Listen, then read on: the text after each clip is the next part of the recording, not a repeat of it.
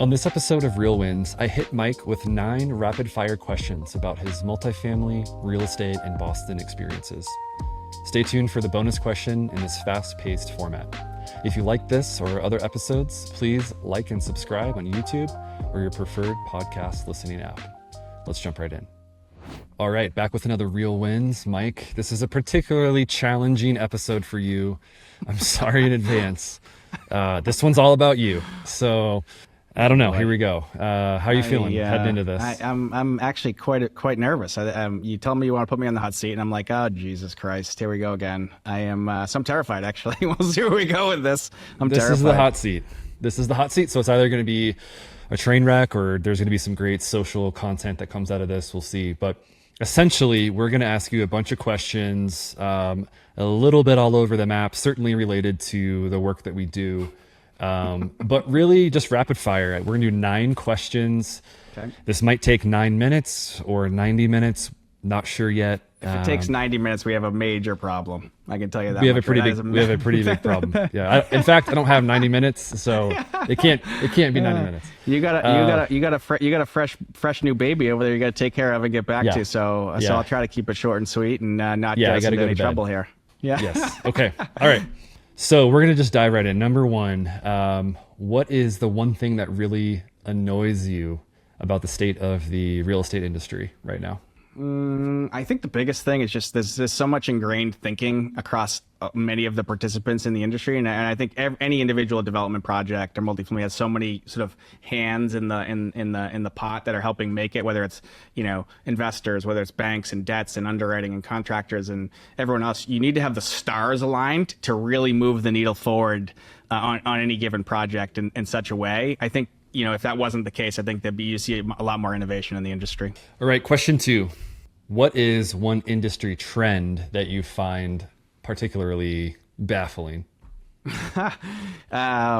The idea of a jack of all trades property manager. Most properties have one role that does everything to operate properties, or you maybe a couple of people, but it's still one role. It's a manager and assistant manager, whereas it just doesn't make sense. There's so many different functions involved, and I've talked a lot about functional specialization in the past. So I think that it's just baffling why the organizational structure to operate properties is set up the way it is in most places. Okay, this next one is... There's actually got to give me 3 answers. So it's one question, but you got to give me 3. Give the listeners, give the viewers 3 very specific tips for selling out or leasing up their properties. Start early. So bring in marketing and leasing our sales teams literally from the very beginning. That's going to help make the whole process go a lot more seamless, a lot more faster and better. 2, brand matters more than ever before. And we've talked about this on another episode of Real Wins before, but brand matters more than ever before. Create a unique, differentiated position in the market really, really matters and can drive massively powerful outcomes. And the third one is to, ensure that your team is in full alignment with your goals. So I think a lot of times actually, in the past we've run into circumstances where we sort of feel like you have to pull teeth to get goals out of, what the goals for this development are. What are we looking for rent rolls or targets or absorption schedules? And so I think you want to align around goals early and often, frankly, so that we can then you can enable the team that you have build a plan that's going to achieve the goals. This next one might actually align with what you just wrapped up with, and that is the biggest misconception about building multifamily real estate. I'm going to go back to the old Field of Dreams quote. If you build it, they will come is not a thing in multifamily real estate. If you build it, that doesn't mean they'll show up. Guess what you have to do?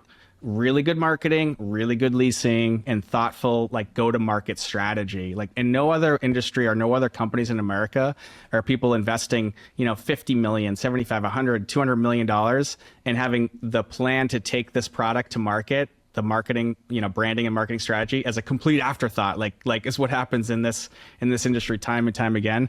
So hopefully we can avoid the misconception of if you build it, they will come in the future for everyone who's listening to this, at least. Yeah. Great point. Okay. So about halfway through here, how are you feeling? So far, so good, Chris. Hit me harder, will you? Come on. Okay. All right. Well, I think I know. Kidding. I'm just kidding. Please don't. Please don't. I'm kidding. All right. We're gonna really turn the volume. No. Thanks for listening to this episode of Transforming Cities, brought to you by Authentic, delivering premier multifamily brand experiences and smart digital marketing.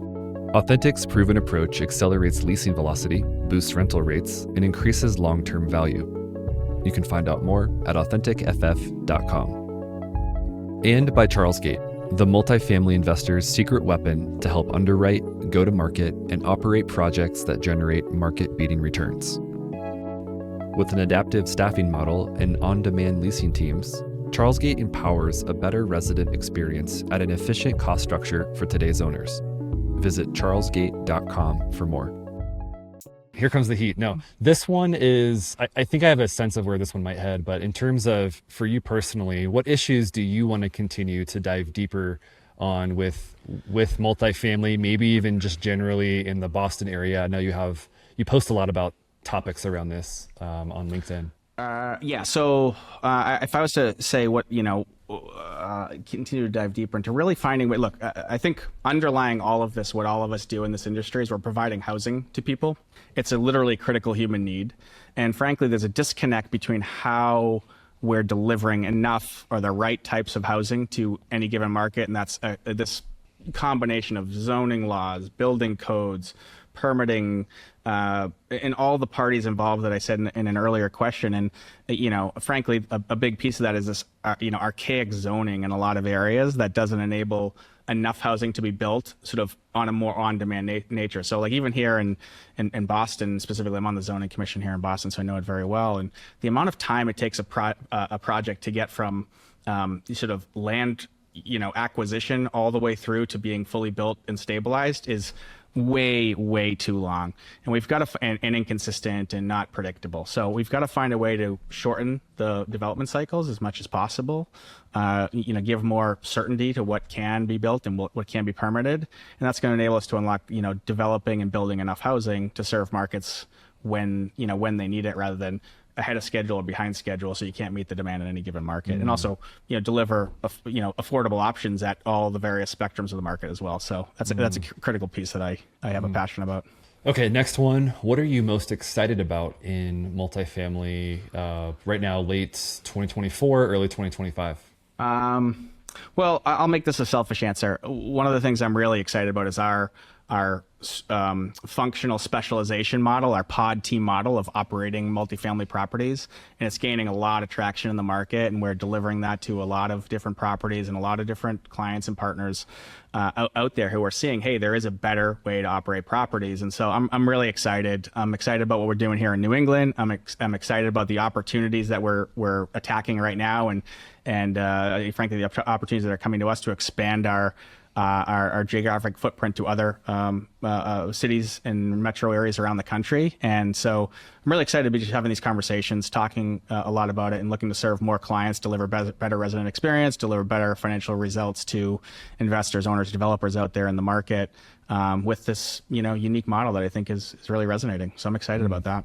This next one really relates to something that we talk about all the time, and that's go-to-market strategies, go-to-market creative strategies, everything that goes with go-to-market. Oftentimes that kind of customized go-to-market approach can receive some pushback. What do you think people most misunderstand about the go-to-market approach for multifamily? I think most misunderstood, sort of it goes back to a couple of the questions I answered earlier, I think a little bit, is it's just misunderstood how important it is to have a holistic strategy. And really what that derives from is the unique positioning in the market of any given property, and how you're developing a strategy to achieve the goals that are set out for any specific property. And so I think oftentimes still quote unquote marketing is put in as a line item, sort of a throwaway line item on a pro forma for a development project without much thought until it's way too late. And so what is a much better way to think about this is to actually come and start developing your go-to-market strategy, literally from the very beginning of entitlements, is the smartest and best way to do that. Because when you can tie the project that you're building together with the specifics of, hey, how are we attacking this market in a unique and differentiated way to a specific target audience, it's going to enable you to build a better project, design and build a better project, and achieve far better financial outcomes, and frankly, build better housing for residents as well. Which is, again, this magic can happen when that happens, and it unlocks so much value. These last two home stretch here are going to be very Boston specific, and I'm curious to hear what you take these. So the first one is, one aspect of Boston real estate that you think is underappreciated. One aspect of Boston. Okay, so I'm going to attack this in a slightly different way because, ultimately real estate, what's it all about? It's about delivering housing for people. And so I'll say the people in Boston, the residents that we're serving are wicked smart. They have, they have high expectations.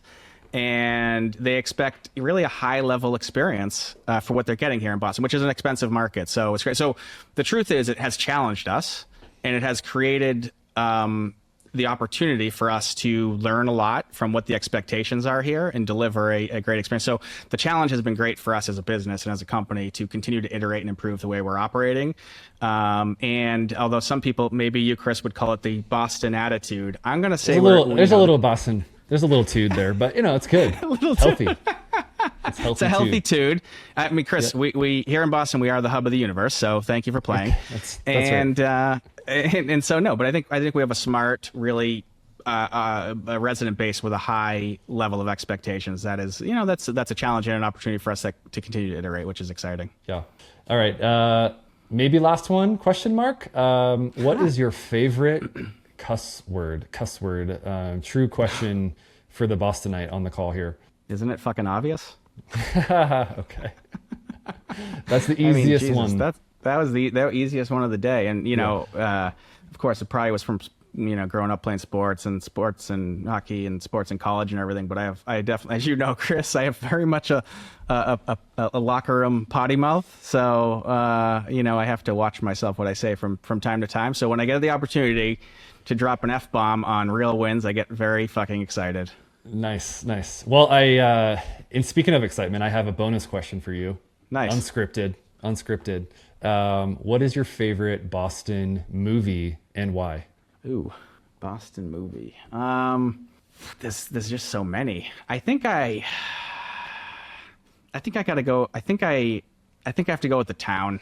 The Town, the Charlestown bank robber movie, with the Cathedral of Boston, Fenway Park, the exciting shootouts. Good. I think The Town is going to have to take the title. There are a lot of good options, though, Chris. A lot of good options. And I was going to say I could stick with the good old classic Good Will Hunting, of course. That's the sort of one that created the Boston movie dynasty as well. But I think I go with The Town. The Town is my pick. Okay. That's where we wrap up today with The Town. Mike, great to learn a little bit more about you, favorite cuss word, and definitely some insights into real estate and multifamily as well. So thanks for being a good sport and doing some rapid fire with me. Awesome. I'm going to turn the tables on you at one point, Chris, by the way, so be warned. Sounds good. I'm ready for it. Let's do it. All right, see you, man. Mike. Good one. Thank you.